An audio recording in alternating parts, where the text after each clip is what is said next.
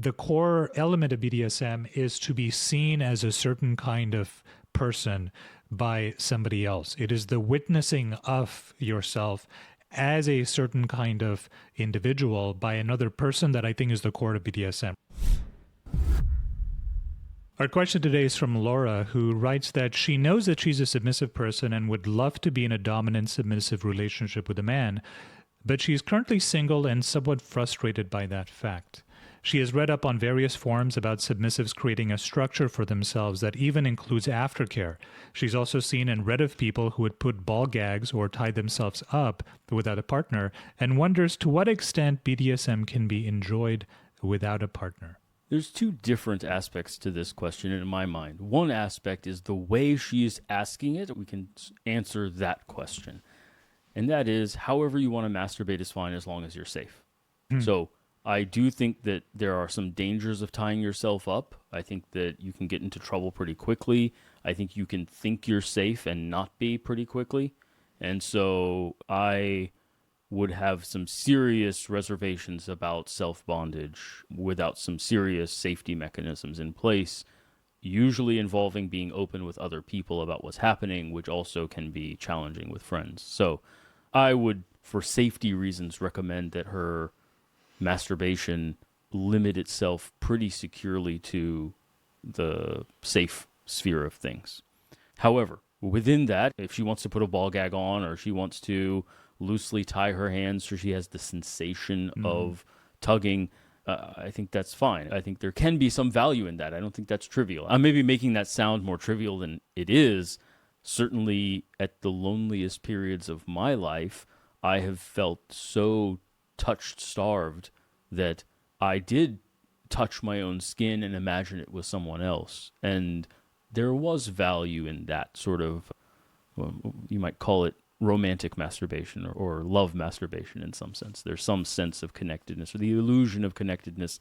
And when all you have is an illusion, there's some value in that. However, there's another aspect to this that I would dive into, and then I'll let you weigh in on both aspects here as well, is she could ask herself what type of dominance she wants. What man does she want? What type of man does she want? And then try and say, well, I can dedicate my practices while I'm single into becoming his ideal woman, even though she doesn't know him. But what would such a man want from a woman? And so that might be going to the gym.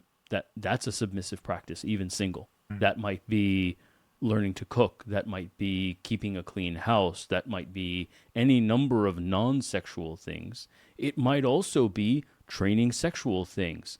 Can she give a very long blowjob? Can you push the limits of endurance with that?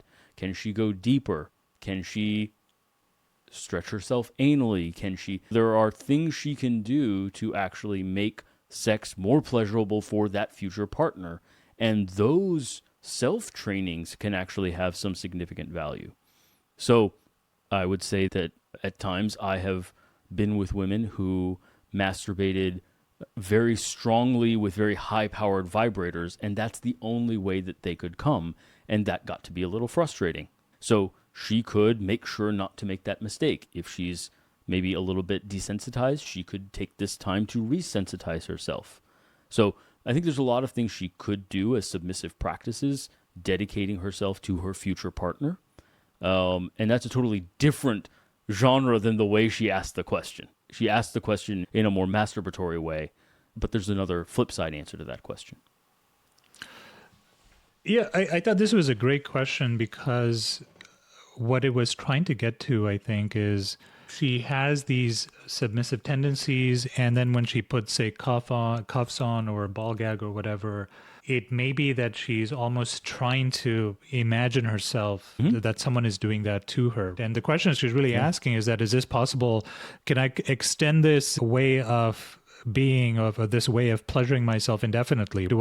If I have all the accoutrements, right, of BDSM, well, do I even need a partner? Or if I just tie myself up occasionally in some safe way, I use a ball gag, I wear sexy lingerie and spank myself. The question really is, what itch is it scratching? The question was interesting to me because it was trying to ask, well, when you do that, a lot of men probably don't do this where they would perhaps dress up in an elaborate way and spank themselves Some or do. whatever.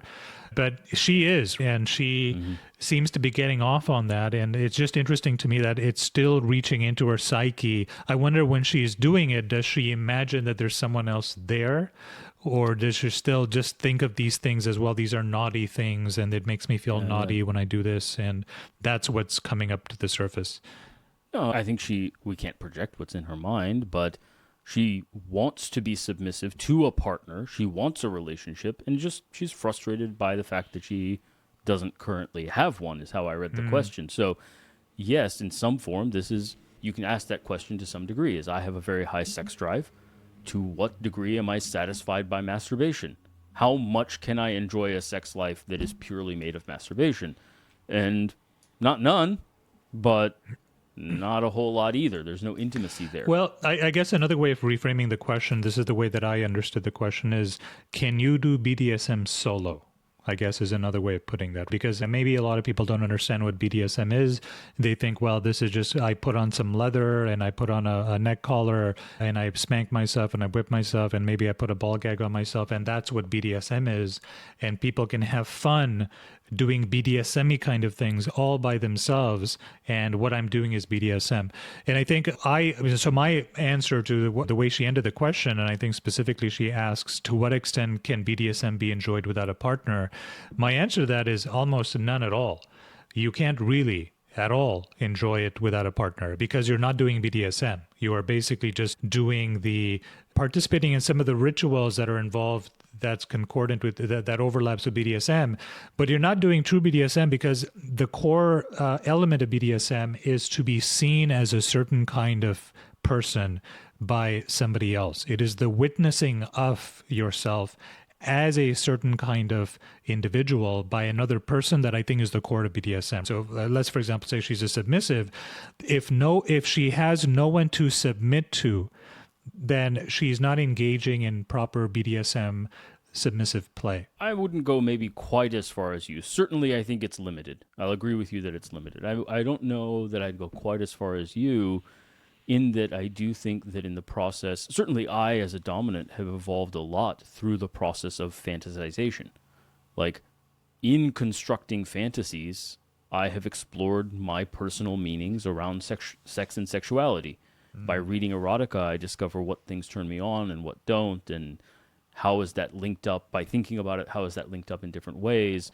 By practicing with a flogger on a pillow, I've trained certain skills that allow me to implement that when I do have a partner. And so there are skill sets involved. There are learning to dirty talk. It's a skill, especially for dominants. Especially for a dominant, to be fluid and fluent in your dirty talk is a huge asset for your submissive. And so that all can be practiced and developed as part of a practice. And it is to some degree BDSM. And that's the dominant, maybe equivalent of the exercises I was talking about in my reversed answer of the question. I hear what you're saying in that, like, yes, the tying up or the gag or whatever is the smoke and mirrors of BDSM without its heart. Mm-hmm. But at the same time, I think playing around with those smoke and mirrors can give you the illusion of those sensations and can help you explore yourself and can help you navigate your own desires in BDSM. For when you do have a partner, you're that much more self-aware. You're that much more able to bring things to the table. So I wouldn't put the value at that close to zero, I think. I think fantasy and imagination can have value. And, ball gag's an interesting example in that maybe it sounds hot. They look hot to some degree. I personally don't like playing with them. And I only found that out by doing it with a partner. She may find that out for herself by trying it on. And the looking hot and sounding hot turn out that smoke and mirror is not for her, which she only finds out by putting it on. And then she doesn't have to discover that with a partner. They don't have to go down that dead end together because she's learned it for herself.